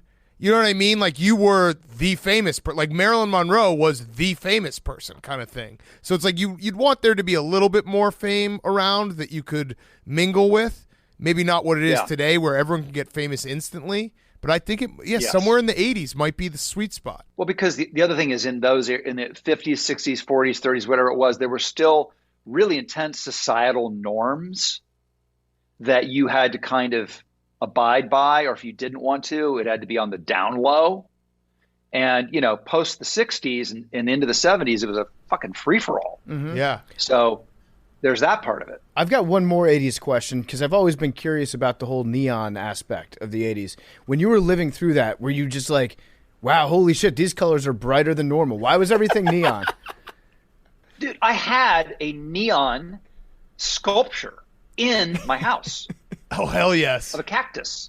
I had a neon cactus in my very first house that I ever had. I don't know why. And again, neon had been around for a long time. Yeah. I don't know. That aesthetic can be traced back to a movie called American Gigolo, which was Richard Gere, and it was I just watched it again recently. That, Miami Vice, were the two things that like made that look that we consider the 80s the thing. It was those two things. And it was a lot of neon and a lot of pastels and a lot of popped collars. Like what was it? Like I would, if we were doing this in the 80s, this is how I would be wearing this shirt. That looks yes. Cool. I feel like pop collars are coming back too. Pop collars, jean shorts, fanny packs. Mm-hmm. All that fanny stuff. packs are 90s. That's right. That's true. You're right. Yeah, yep. Man, something about the 80s. I think it's also just the infatuation of when you were born, like what was going on in the world then when you were, when you came into the world. So 1985, that was when Rob Lowe was at his peak. The young. Well, I would say, honestly, I mean, I feel like I'm at my peak now. Okay. But that iteration of me, the Teen Idol, that was the peak of the Teen Idol. Yeah, for sure. But now you're a podcaster, which is way better. Yeah, way more important. I mean, what could be sexier? Teen Idol, movie star, or podcaster? I mean, come on. I think we all know it's podcaster. Okay, so is it not? Yeah, back to the podcast. Have you had the moment yet where you've had to tell someone that you have a podcast and saying it out loud makes you feel like a real fucking douchebag? I know, right? It's like I have a vlog. Yeah. Or a blog. It sucks. And You're an I have influencer. A podcast. Dude, when I that would be the one. That would be the one where I would saw my own head off after I said the phrase I'm an influencer. I'm running into it now because I have two kids, and when I'm doing like, at either when they go to school or like, parties, and someone asks me what I do and I say a podcaster, and the minute I say it, I just want to like shrink up into a ball because anyone can podcast. It's not like you're bringing Rob Lowe down to our level when you have to tell someone that you have a podcast. See, I like to run my career in reverse. Like I started out as a movie star and then I ended up as a podcaster. and I started out as a movie star and then I went on the road with my one-man show. Yes. Like I'm running everything in reverse now, and I think it's working. Yeah. Do you feel that, like, because of your experience in show business, the people that you talk to are they open up more easily to you? So, like, on this show, I feel like sometimes people open up to us just because we're so dumb and we're so unusual. And they're like, wait, this isn't a real, no one's going to listen to this. So sometimes we trick them. But with you, I feel like since you have a lot of that shared background with some of the people that you have on, I don't know, do they feel like they're telling you stuff they don't tell other people? Oh, 100%. Because, and a lot of the guests I have a history with, and I'll tell a story that only they and I know happened. And that's been great. So like when I had, I think the Gwyneth Paltrow episode and the Matthew McConaughey, those are like icons that they're in the press all the time. We all probably think we know everything we need to know about them.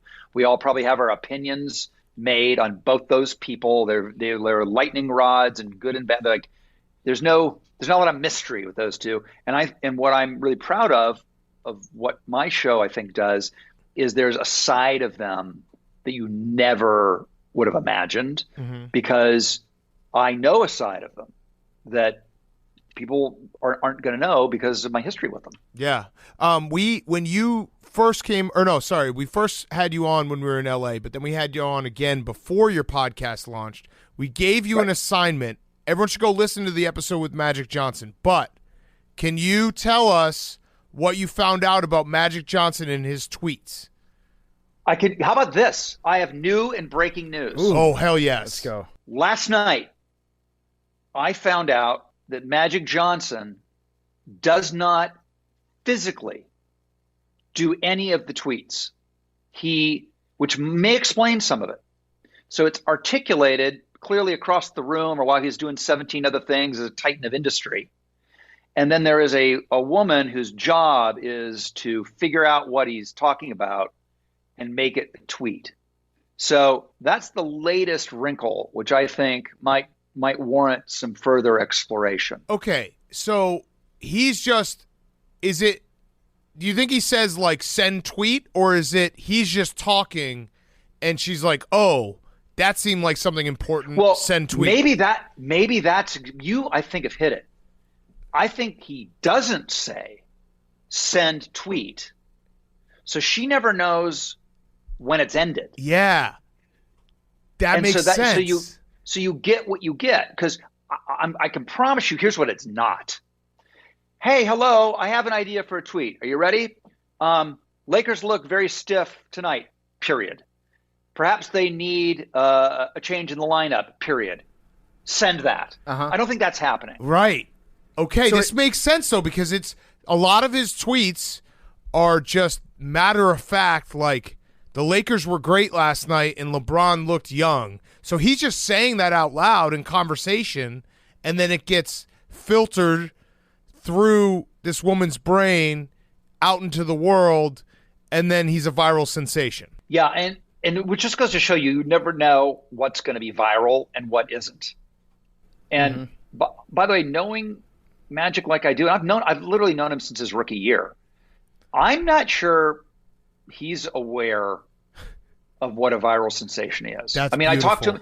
I talked to him about it, obviously, because you guys told me to, and I'm nothing if not a friend of the Pardon My Take, universe. I remember what you told me to do, and I asked him about it on my podcast. And I'm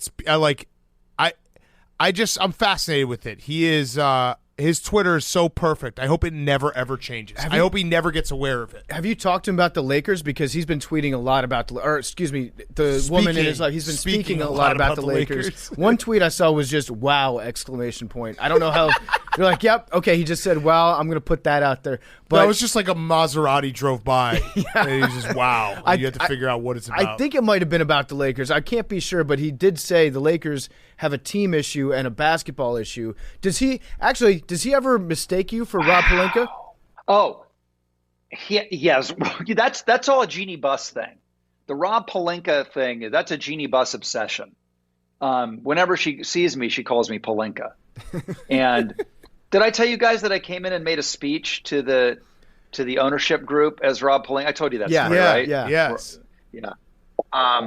Which is super funny. And Pelinka's great. But yeah, I don't know what's going on with the Lakers. I just don't know. And I don't think it's one of those things when it's the good news and bad news about having somebody like LeBron is they're such gravity, like a big planet. All the gravity goes to them. And the minute Like if it's good, it's because of them, and if it's bad, it's because of them. Mm-hmm. And there's so if you want it to change, it isn't changing as long as that planet's there. Yeah. In my humble opinion. What do you think about Russell Westbrook being like the perfect scapegoat for LeBron this year? Because if Westbrook goes out and he's got bad nights and he's ball dominant and they lose a game because he has another one of his Russell Westbrook nights, as Skip Bayless would put it, that's perfect for LeBron to skate by and to be like, well, it's not my fault. It's Russell Westbrook. Yeah, I mean everybody thought when that was going to be a great match. Somebody who can take the pressure off LeBron and move the ball around and get it to various players, all that stuff. And look, maybe it'll work itself out. You just don't know. I mean, it's like I'm a huge Dodger fan, and we watched Cody Bellinger struggle. And you're like, holy mother of God! And when he needed to at the end of this season, he put it all together, and he was Cody again. Yeah. So NFL, you're a fan of the league in general. Give us your. I'm a league fan. You're a league fan, so give us your take on how the league is going right now. I think this Sunday was a great Sunday for the league, not a good Sunday for my Rams. Yep. But I always, and there's that this week happens every year. Yes. You just never know when it's going to be, right? And this year it was this week, and it just goes to show you that anybody can lose on any given time. I don't know if it's you. Do you feel like the quality of football, it's never been more glaring between a well-coached team and a team that isn't well coached? I mean, there's always been that disparity, but for me watching the league this year, I really feel like the quality of play overall is sloppy. Yeah. Maybe that's just me. I tend to agree with that. I also think that nothing will make a good team play worse than when they play against a sloppy team. Like the sloppy teams are bringing the good teams' level of play down to their level when they play. Yep. As we all know, it's like I play tennis. It's the same thing. If you play somebody who's bad in tennis, you're going to be awful. And I never thought of it having an analogy with the NBA, but I think you're absolutely right. What's your serve like? What's your second serve like? My thing is my first serve is good enough that I don't even do a second serve. Oh. Because, so I give you 2 first serves because mathematically I'm going to get one of them in. Damn. Oh, okay. So you don't take anything off the second serve? No, I don't, because it's good enough. And what I don't want to do is give you some, elephant ball second serve that you can deal on. I'd rather go, I'm going to have X amount of double faults. I know it. It's built into the game plan. But I'm also I'm not going to have anybody dealing on my second serve either. So who's your GOAT? Is it Federer or Djokovic? Oh boy, you know what? I love them both, but I've seen them both. I gotta go. I think it's it's really hard. But Federer, Djokovic's gumbiness is an unbelievable thing. The man is Gumby. Mm-hmm. Where you see his ankles twisted over as he's going side to side. But Federer glides. I never saw him break a sweat. I never saw him even look like he was trying.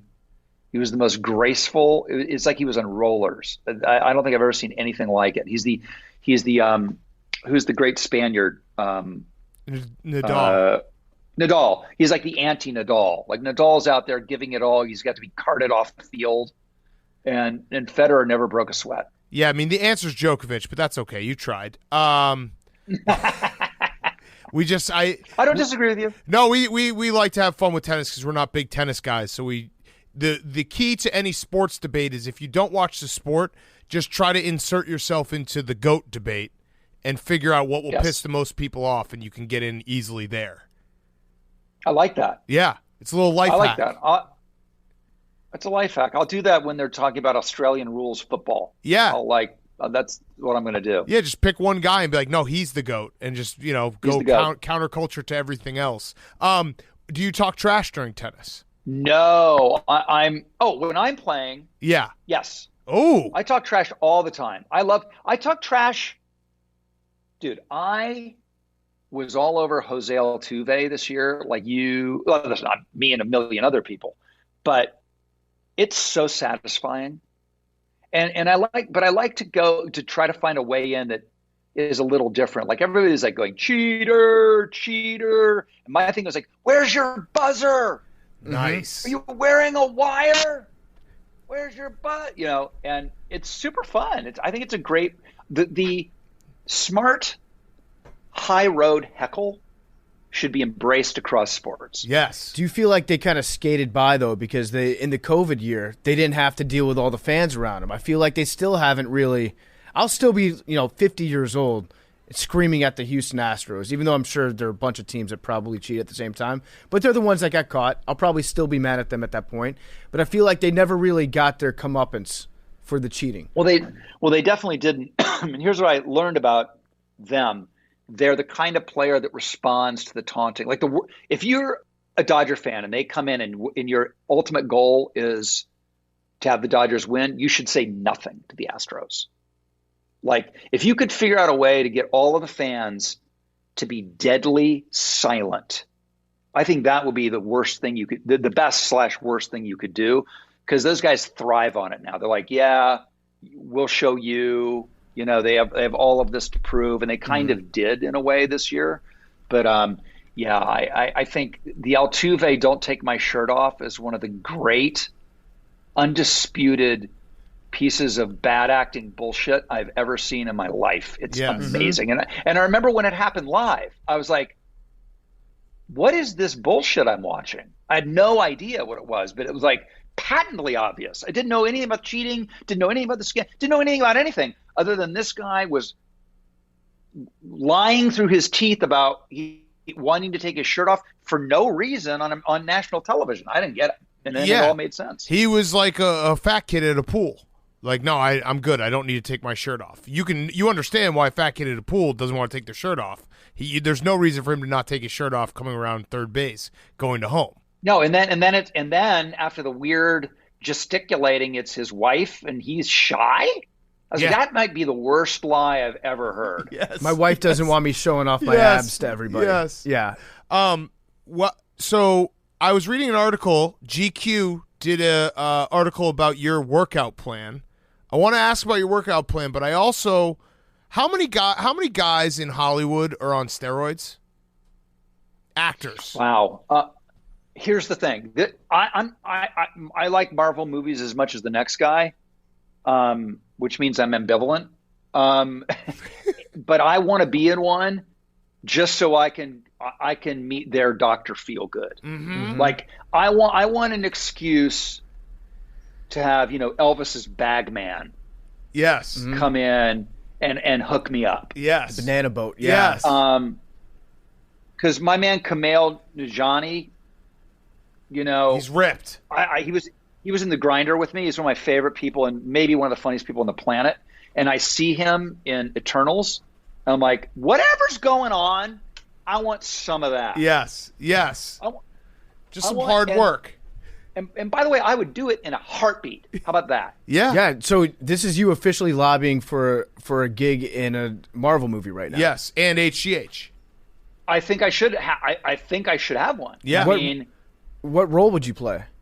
I don't know. See, I just don't know enough about the universe to know. But if I don't end up with some sort of throwdown there, I think it's a missed opportunity. I mean, look, those guys are all in their 30s. Yeah. I'm pushing 60. I think you want to see that jacked 60-year-old like, what the? Be like, what? Like, let's go. Yeah, Big Cat was talking about your diet plan, which I think there's definitely an aspect of dieting that goes into, getting that cut up and having the six-pack. That's like the final step. You can get in good shape, but if you really want a six-pack, unfortunately, it's the first step. It's like abs are made in the kitchen, and I eat the Atkins way all the time. So it's like high protein, extremely low carbs, low sugar, and that keeps me within 80% of being at my 100%. And so if I ever have to throw down, I got my 3 weeks and I can ramp it up. But I'm pretty disciplined about that. I like that. Always staying like right on the precipice of being in your best shape. Yeah, you can't stay in your best shape. Nobody can. True. because then it's not your best shape anymore. Yeah, true. Yeah, exactly. And like I would love to. I tried to get Pratt to tell me what was going on. I was like, yeah, Pratt, how did you turn from Andy Dwyer in Parks and Recreation to the Star-Lord? Come on, man, hook a brother up. Yeah, and he was like, I took a lot of walks. I drink more water. That's the other thing people always say is like, I drink more water now. Yeah. Which is true, and I do that. I have a big bottle. It's a big blue bottle with time on it, like 11 a.m., 9 a.m., and then aphorisms like, you can do it, keep on drinking. And it's called The Baby. And on my TV show on 911 Lone Star, you'll hear it, Rob needs his baby. Bring in the baby. Has anybody seen The Baby? It's like got its own thing. My big bottle of water. That's great. I also read that you just sleep a lot, and that's your secret. I wish I could do that. Yeah, see, it's tough. I would like to sleep a lot, but then you lay down and you realize how boring it is to fall asleep. So you put on a podcast or you listen to, I don't know, you watch a YouTube video or something. But it's tough to fall asleep. How many hours a night do you sleep? I sleep, and it's embarrassing. It used to be I'll sleep when I'm dead, and it was a badge of honor. It was like, I only need 5 hours of sleep, and I'm up in the morning and I'm looking at the stock prices, and that was like, oh, that person's a stud. But now what we're learning is it actually is better for you to get more sleep. And, look at Tom Brady will tell you that. And I've always been a big advocate for more sleep. So left to my own devices, I'm a 9-hour guy, sort of. That's sort of it. And that's the minimum. Anything less than 9 hours, and I feel like I haven't had enough sleep. See, but it's a cheat code living in California because the games are over. The games are over at 9 o'clock, so you can go to sleep.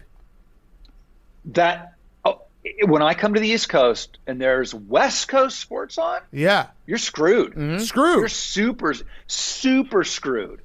And then the same. You got to get up early though to start seeing if you want pregame of the early games for football. Yeah. And I always love being on the East Coast for that. It's like you've eaten, you're up, maybe you've worked out, you're getting ready to chill, and those first games are starting. You just can't believe it. Yeah. In California, you got to start your whole day around it. Yeah. All right. So I had one last question. Everyone go check out Literally with Rob Lowe, wherever you want to get podcasts. He also has a new podcast, Parks and Recollection is a Parks and Recreation recap podcast.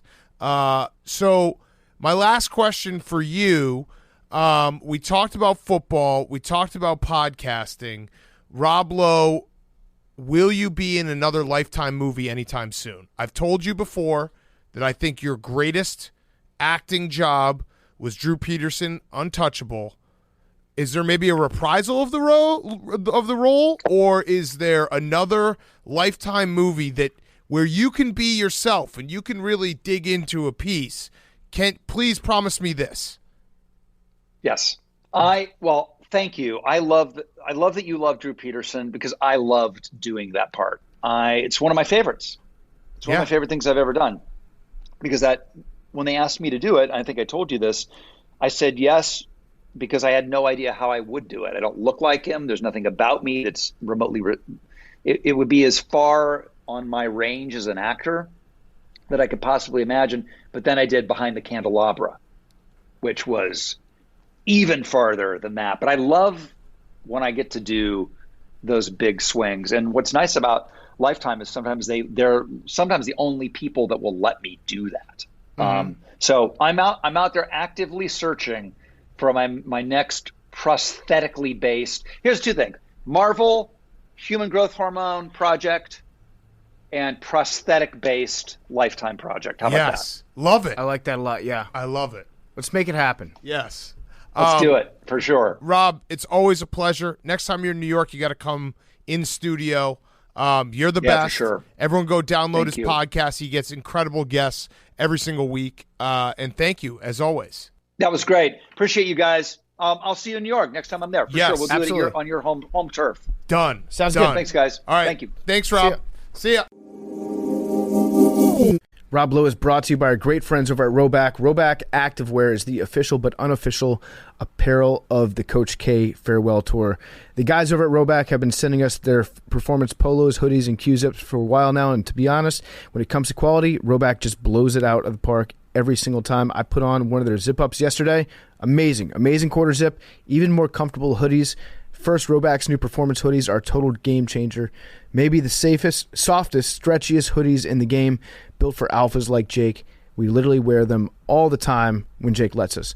The best part about wearing a Roback hoodie is when you see somebody else wearing one, you give them that subtle nod because you know that they get it. The performance Q-zips that I was talking about, they bring a new meaning to the word comfortable. They're the definition of versatile and perfect for the office. And finally, Roback's performance polos are the only polos we wear here at Part of My Take. You can't find a better looking, better feeling performance polo. Perfect for the golf course. Perfect for going out. Their prints are fire, just quality all around. I've got one that's got dinosaurs on it. Really sick polo shirt. In all honesty, Roback has been gaining traction big time. They just recently dropped new USA-themed gear. Perfect for heroes like Billy. So use the promo code TAKE on Roback.com for a generous 20% off your first purchase to the end of this week. That's RHOBACK.com. 20% off all polos, Q-zips, hoodies. Promo code TAKE. Perfect gift for the holidays. Make sure to jump on their newly dropped performance hoodies. They are sick. Okay, let's wrap up. We've got Fyre Fest of the week to send you off on the weekend. My Fyre Fest is that Pitt didn't cover, but that did actually. But it did happen. But it happened. They covered. I have another Fyre Fest, but if I lost my game of the year, that would be my Fyre Fest. Be very embarrassing. But go ahead, Hank. My Fyre Fest is we are finally we're going to film the music video for the song we did during Crit Week, Benny the Butcher. There's a lot of hold up because originally he was going to come here, do an interview, and then we're going to put the song out, but he hasn't come here yet, and we've decided to finally just go forward with the music video as such, so it'll probably be coming out in the next few weeks, but trying to figure out logistics and stuff with you guys has been somewhat difficult. I've been getting a lot of dirty looks, bad responses. I told Lil Sass that he had to be here at 8 a.m. I thought he was going to cry legitimately. He was like, what? 8 a.m. is not that time does not exist on my clock. And then I said that to PFT, and he was like, what, really? Like, we actually have to do this at 8 a.m.? And I just feel like the bad guy, and I don't like feeling like the bad guy. Who's the bad guy? Not me, Who's but the bad guy? I feel like it's me. Did you schedule it? No, we booked the thing for the full day. Big Cat was like, I want to be done early, so in order to be done early, we got to start recording early. It's fine. Passing the buck there. No, that's a fact. I thought it would be probably a disaster because we have to go deep into New Jersey if we were trying to come back from New Jersey back into New York on a Friday afternoon at like 4 o'clock. I don't know how traffic works. Is traffic going into New York bad? I think no matter Just what, always on bad? a Friday afternoon, traffic sucks. Anywhere around New York. You know what? I promise I will not complain. Just give me until the end of the day to continue to complain to Hank. That's all I need. I just need to vent for a little bit because 8 a.m. on a Friday is pretty early for me. Mm-hmm. So, yes, I did call Hank a dirty son of a bitch and an asshole and a fucker. And I told Big Cat to wear a suit. He said, I don't have one. Wait, we have to. That can't be true. Dude, I'm fat. I haven't gone. We have a job where we wear sweatpants half the time. I don't wear nice clothes. I don't own nice clothes. I also started to complain to Hank, and he was like, why are you so mad that you have to be up at 8? And I was like, well, I have band practice tonight. And then I realized, wait, I'm complaining about the fact that I get to have a band practice and then wake up and go to a cool job and do a music video shoot. It gave me some perspective. For a great song that we've been holding out on the people for too long. I'm very excited to go. I haven't complained. The only thing I said was I might not have a suit. I think I do, but you have to understand I'm out of the range of going to weddings. I have a job that's a joke. I don't dress up for anything. I have suit coats for a gambling show, and that's it. Does it have to be a normal suit? You don't have to wear a suit. Oh, what? Nice. You're a bank teller. Fuck. It's a little, Easter egg for the people. Who do I have to wear? I'm not going to say. I think I think I'm your manager. Our costumes are there. The suits are not there. I've been like, Big Guy, we can get you a suit. Don't worry about it. He's like, I'll do it. I'm very concerned that he's going to show up and be like, I forgot it. So I've been trying Fine, get me a suit. Okay, thank you. That makes it easier for me. I don't know my measurement. The song's fire, by the way. It's okay if it's a tight suit. That'd be funny. Or I'm gonna bring one of your suit coats and get you a shirt and tie. Okay. Sass doesn't have a suit either. Done. Obviously. Sass needs to wear the big ass jacket. Sass and I are on two different ends of the suit life. Like he's just entering suit life because he'll start having to go to weddings and stuff. I've graduated from suit life. Mm-hmm. All right, PFT, your Fyre Fest. My Fyre Fest is I like Duke basketball. Hell yeah. Hell yeah. You don't. This is you're Let's doing go. this. You're No, doing it. no, You're my doing a troll. I'm not. I'm saying my Fyre Fest is I like this team. This team How is can you fun. not? You don't. This team is fun Team to of watch destiny. and fun to root You've for. watched one game. And they're fun. No. And they are. No. Big Cat, you have to admit. No. This that is like they're when you tried fun. to become a LeBron fan. No. Yeah, this remember is, that? no, That thi- lasted long. This is I couldn't bring myself to do that. All right, so I'm you a can't fan say of the- anything mean about Duke. I'm a fan of the players. For the rest of the podcast listeners, the AWLs that expect consistency from this podcast, I will carry the torch. I will not let you down. I like their players. In fact, I think that their players are so good that Coach K would be on the hot seat if he didn't win a title with these players. It's coaching for his job. He is coaching for his job. Literally. His hypothetical job. We need to update that as the year goes on, because if Coach K does not win a title with this extremely talented team, this would go down as the worst job coaching that he ever did in his entire life. That's a fact. That's all I'm saying. That's how much I like these players. So you're saying they have to win the title for it to be a good season. I think they have to win the title this year for us to honestly look All back right, at that's Coach fair. K's career and Okay. say that he was a good coach. Yeah, I would agree with Because that. if you're that much better than it's like if you took the Lakers and tried to win a state of New York high school championship with a team and you didn't do that, you'd probably have to be the biggest idiot of a coach of all time, Yes, right? yes. That's how good I think that this Duke team is. Between Keels, you've got Paolo. How do you say his last name? Banchero? Paolo Banchero. Wendell Moore looks good. The whole team looks awesome. Why didn't Coach K call on you for a question, Jake? That was my Fyre Fest. Oh So you shit! get I'm right sorry. into All right, it. sorry. Or save it, We'll yeah. get to it. So yeah, my Fyre Fest is like I never thought that I would like Duke basketball, but they've gone and done it somehow. Fuck I 'em. just really hope Coach K doesn't screw it up. Yeah, you hearing that, Hank? You better win it all. We will. You better That's win fine. it all. All right, my Fyre Fest is I had another whoa, I'm fucking old moment. I had my first ever parent-teacher conference as a parent, so that was fucked.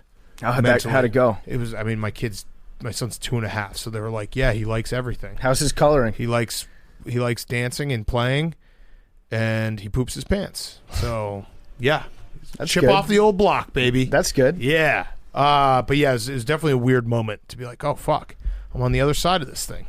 Billy. I just got flashbacks from parent-teacher conferences. Oh, also, we should have just said, I don't know why we haven't just, like, thank you for your service. Yeah, no, that's my Fyre Fest. So I was coming to work today. Yeah, it's really funny, You're also guys. going viral right now I know it's for taking it's a little, piss. Yeah, hey, stand up for his Fyre Fest. Stop, Jesus. Okay, so I was going to work today, and some dude on the street, AWL, says, thank you for your service to me. And then everyone on the train thought that I was like, actually. So this joke has gone way too far. Did a woman get up and offer you her not seat? far No, enough. it was Not real, far enough. No, it's gone way too far. No, we I feel still have a so ways to shitty go. when everyone asks me, thank you for your service. I'm just like, fuck, like, here I am getting all these thanks when actual veterans should be getting thanks. Well, no, Right. you're a veteran of many things. Yeah. No. Yes. The Atomic Challenge. Mm-hmm. Yes, but no, but like, not cool. You Stop doing actually it. you lead the fight to fight for veterans appreciation. Right. I will never wear camo again. I used to wear camo. How like are we going to be able to people tell? Wear, well, you know how people wear like their team's favorite jersey to like show support. Yeah. No one wears a Washington football That's what I team. was doing with Camo to show support for the troops. Yeah, Yeah, but right. it got blown. You're putting on their uniform. Yeah. And referring to yourselves as like we, how some people talk No. about their favorite teams. What's your Dozens team name? I think they're the what are they? The troops? Oh. Yeah. Yeah. And it's Some you and Chaps Chaps and and Cade who are Marines, and you're also a Marine. I'm not a Marine. Happy but birthday, by the way. It's funny.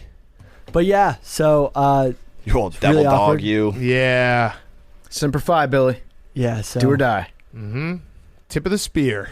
No, but it was really awkward because there was an actual group of veterans going to like some parade From the hills of on the Montezuma train. Right. to the shores of Tripoli. So when someone said, thank you for your service, and they looked over at me, I was just like, And they all knew at that moment that they saw a war hero. no, they The were few. like, who the fuck is this guy?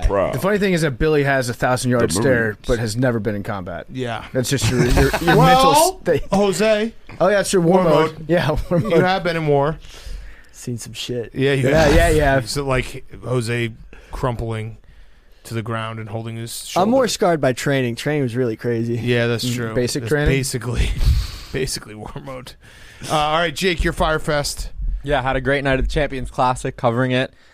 First time watching live basketball since COVID.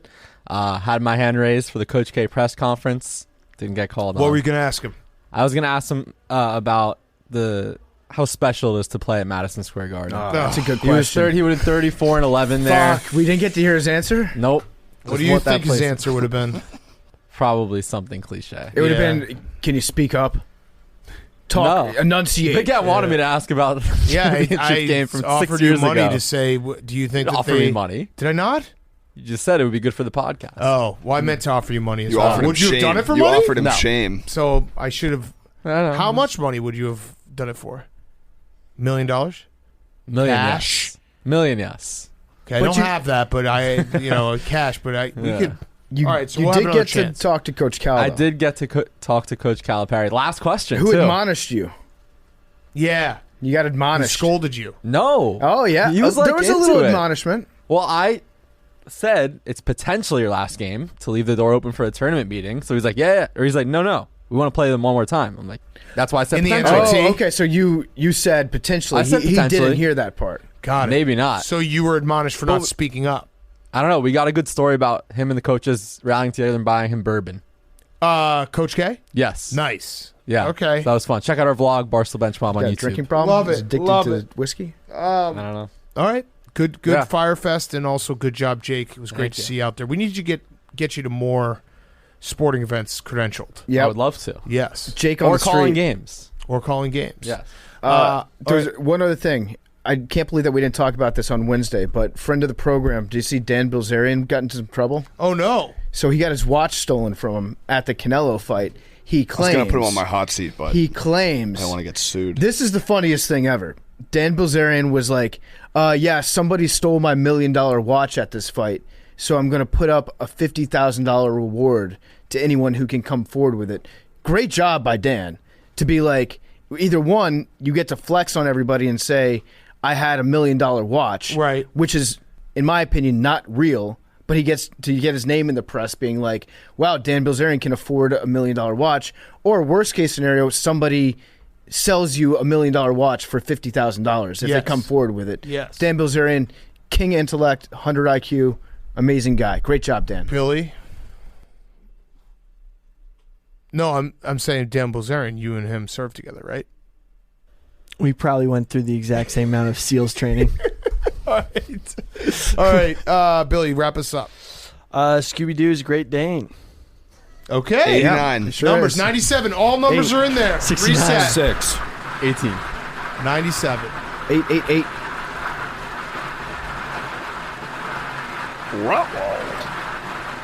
23, MJ. Love you guys. Talking away. I don't know what I'm to say. I'll say it anyway. Today's another day to find you shying away. Oh, I'll be coming for your love, okay? Take on me. Take me on. I'll be gone if they want to.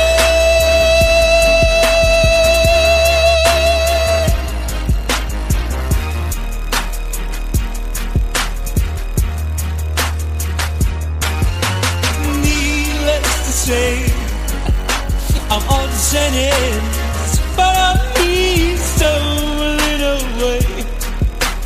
Slowly learning that life is okay. Say up to me, it's no better to be safe than sorry. Take on me.